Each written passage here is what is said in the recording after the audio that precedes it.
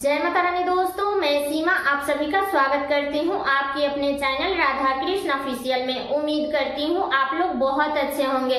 तो ये बताने के लिए कमेंट बॉक्स में जय माता दी जरूर लिखिएगा। तो चलिए दोस्तों, आज हम इस वीडियो में जानेंगे धनतेरस के पूजा विधि से संबंधित सभी महत्वपूर्ण बातें और ये भी जानेंगे कि साल 2024 में धनतेरस कब है, पूजा का शुभ मुहूर्त क्या है, खरीदारी करने का शुभ मुहूर्त क्या है और जो लोग भी धनतेरस के दिन मूर्ति खरीद करके लाएंगे लक्ष्मी जी और गणेश जी का, तो क्या उनका पूजा उस दिन कर सकते हैं। और धनतेरस के दिन कौन सी ऐसी 4 चीजें हैं जो हमें जरूर खरीदनी है। तो इसी प्रकार के बहुत सारी महत्वपूर्ण बातें आज हम इस वीडियो में जानेंगे। तो आप लोग वीडियो के लास्ट तक बने रहिएगा, आप लोगों को धनतेरस के पूजा विधि से संबंधित संपूर्ण जानकारी मिलेगी।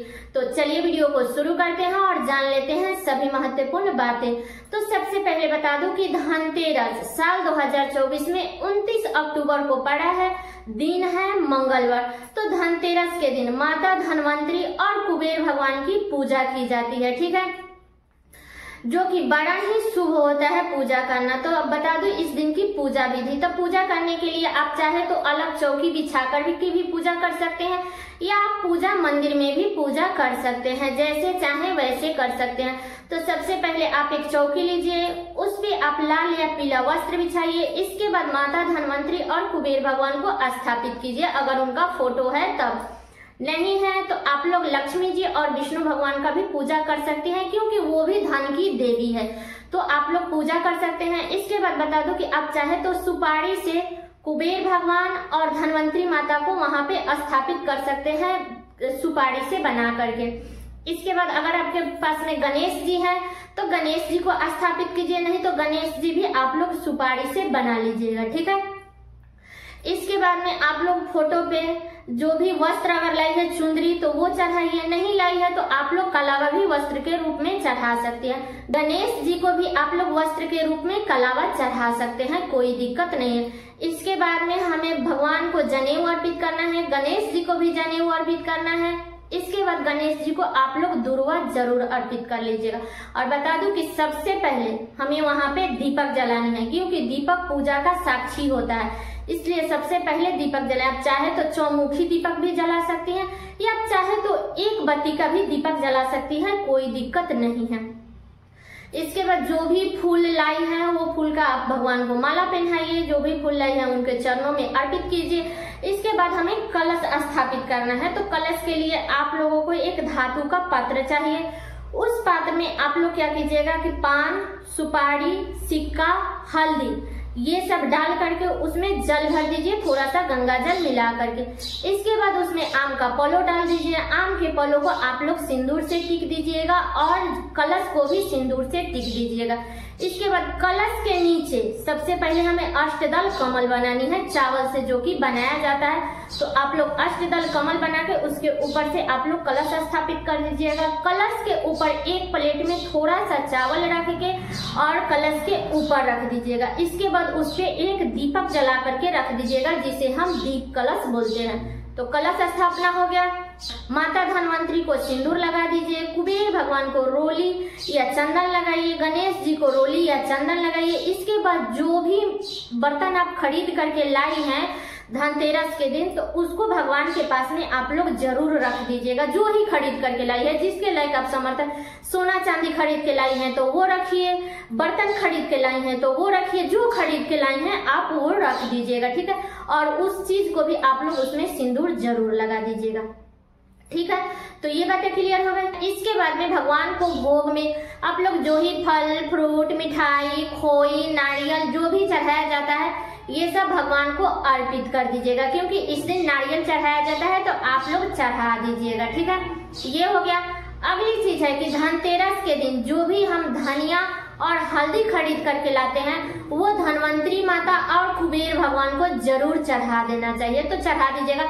हमें दीपावली के दिन भी चढ़ानी है और धनतेरस के दिन भी चढ़ानी है, ठीक है।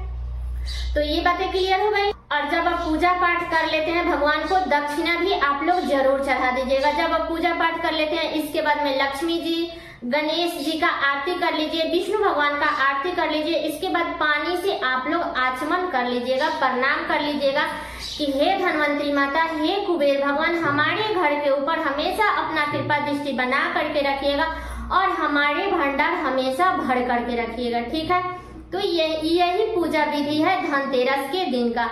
और बता दूं दोस्तों कि धनतेरस के दिन ना ही आपको कर्ज किसी से लेनी है और ना ही किसी को कर्ज देनी है।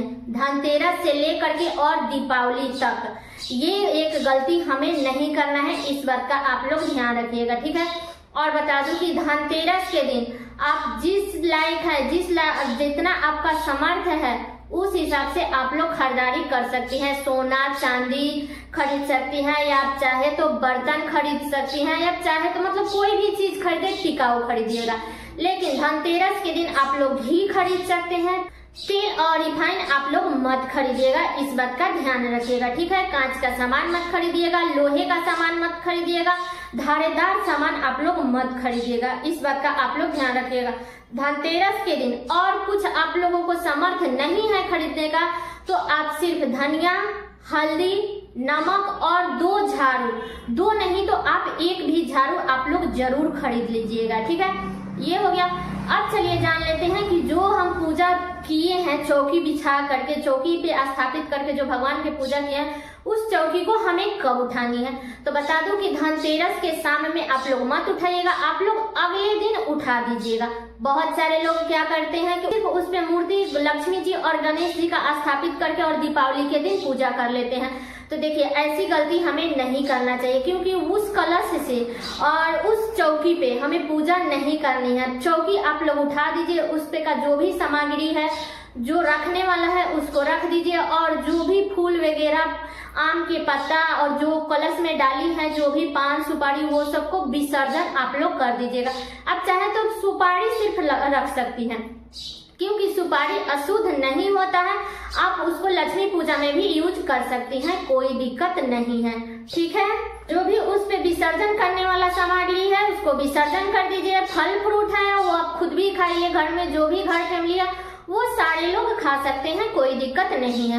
और बता दूं कि धनतेरस के दिन बहुत सारे लोग हैं जो प्रदोष के व्रत करते हैं, तो जो लोग तो करते हैं वो लोग तो अपना व्रत करके ही पूजा पाठ करेंगे, लेकिन जो लोग अगर चाहते हैं कि इस दिन व्रत रखना तो वो रख भी सकते हैं, और आपकी इच्छा नहीं है रखने का तो आप सिर्फ शाम के समय में विधि विधान से कुबेर देवता की आप लोग पूजा कर लीजिएगा।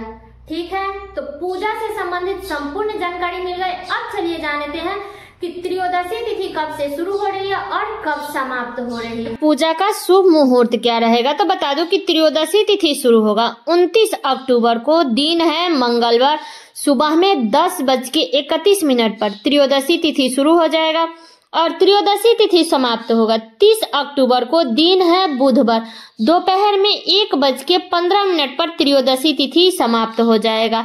तो बता दूं कि इस दिन खरीदारी करने का जो शुभ मुहूर्त रहेगा तो 29 अक्टूबर के सुबह में 10:31 से लेकर के और 30 अक्टूबर के सुबह में 6:32 तक रहेगा।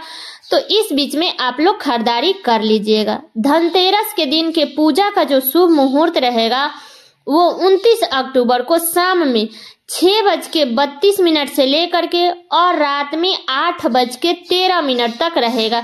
तो इसी बीच में हमें कुबेर देवता और माता धनवंतरी की पूजा विधि विधान से करनी है। ठीक है, अब चलिए जान लेते हैं कि जो भी लोग धनतेरस के दिन कितने लोग अपना मूर्ति खरीद लेते हैं लक्ष्मी जी और गणेश जी का। तो जो मूर्ति खरीद के लाएंगे तो क्या हम नया मूर्ति की उस दिन पूजा कर सकते हैं, तो बता दूं जी नहीं, जो आपका पुराना मूर्ति है उसी पे आप लोग पूजा कीजिए। नहीं तो फोटो है तो फोटो स्थापित करके कीजिए, लेकिन नया मूर्ति खरीद के आपको धनतेरस के दिन पूजा नहीं करनी है। ठीक है, तो इस बात का आप लोग ध्यान रखिएगा। नया मूर्ति का पूजा हम दीपावली के दिन ही करेंगे। ठीक है, तो सारी बातें क्लियर हो गई।